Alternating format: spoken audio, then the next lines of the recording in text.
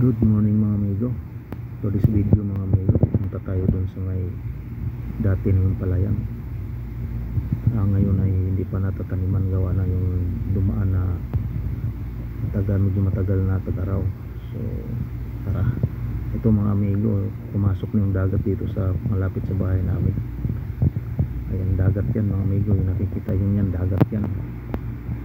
So ang laki ng high tide ngayon, no? Ayan, no?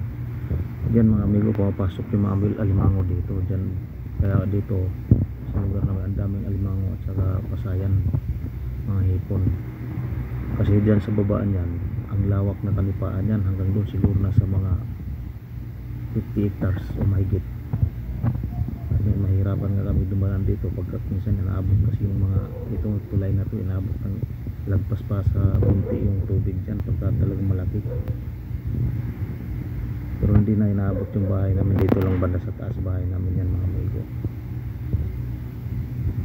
So, kaya minsan madalas kami nakakita ng mga ahas dito na kagaya ng samar cobra at saka yung mga tinatawag na banakon o king cobra pag ganito na malaking dagat, kasi nanginain yan mga amigo sa gilid.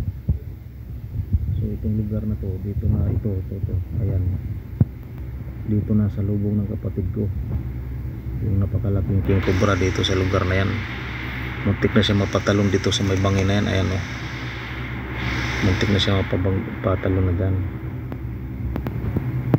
So ayan, diretso na tayo dito mga amigo, no? Tuloy-tuloy tayo dito. Ito masukal to mga amigo, yung sa taas niyan masukal. Ito yan, malawak na kanipaan yan. Ayan, oh. Yung palayan namin doon sa unahan. So hindi pa nataniman ngayon, gawa ng tindi raw ng init ng mga nakarang buwan. So kakaulan lang dito sa lugar na ito mga amigo. Ayan, ito yung daanan.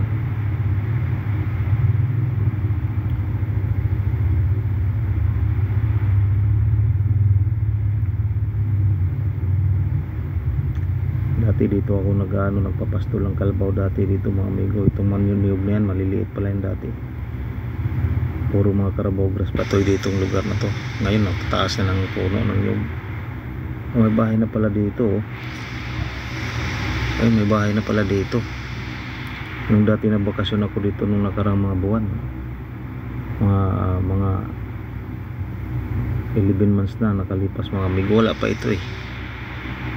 Ayan, tingnan natin kung may tao.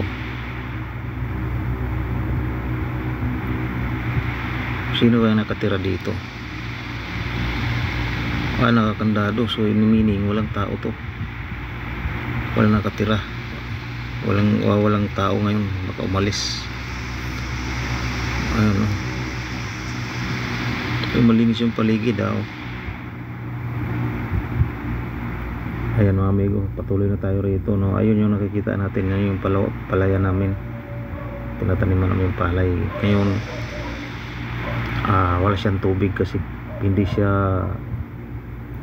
yung irrigation dito hindi sapat pagka napakaantindi ng tag-araw, hindi naabot dito. So ganyan ang nangyayari, natutuyo yung lupa. So kitang kita nyo naman mga amigo, diba? Ayan, oh, kakabasa lang ng ulan, kakaulan lang kasi daw dito, sabi nila, sabi ng papa ko. Ayan, oh, kitang kita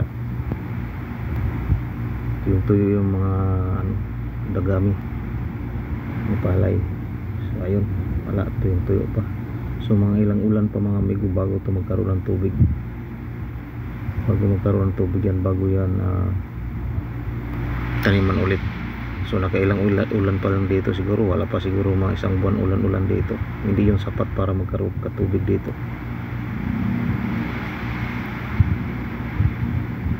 Ayan yung nakikita nyo nung nakaraan kong videos, yung previous videos ko. Dito tinataniman yung palayan. Ayan, dito yun. Ngayon walang tubig, biyak pa yung lupa niyan mga amigo. Tingnan mo, biyak pa yung lupa dyan. Sobrang tindi ng tag-araw. At dito malinis na dito, nilinis na ng kapatid ko yan. Ayun, may mga kanyugan dito. Dati nung pupunta ko rito, napaka sukal yung lugar na yan. So nagpabili sa akin ng itak pang linis ng yung talagang pang hawan sa lugar, yung talagang matalas. Sabi niya, bilhin mo ako kasi linisin ko yung doon. Ayan, malinis na mga amigo, kita niya naman yan. Yan, linis na, hindi kagaya nung unang videos ko. Napaka pa to, lagpas tao yung dito mga amigo, damo. Ito bulok na yung kubo dito. Pag nagpaani kami dito nilalagay yung mga palay. Ngayon bulok na. Siguro tatayuan ulit ng papa ko yung ng kubo. Kasi halimbawa pag nag-ani, tag-ulan, ay masisilungan, dito sila mag-iit ng palay. Hindi tracer na pala gamit kaya tayo, no? Ang tawag dito yung harvester. Harvester tracer. Dito nilalagay yung palay para pag umulan hindi mabasa. Yan yung kubo, bulok na. Wala na, bala ko ang sunugin yan. Pumunta ko dyan, hindi tayo pumayag ng papa ko. So yan, tinignan lang natin yan mga amigo, binisita lang natin. Pabalik na tayo, no?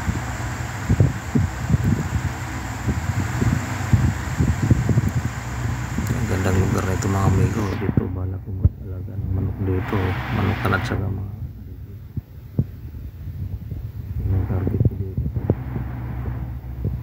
bibihan.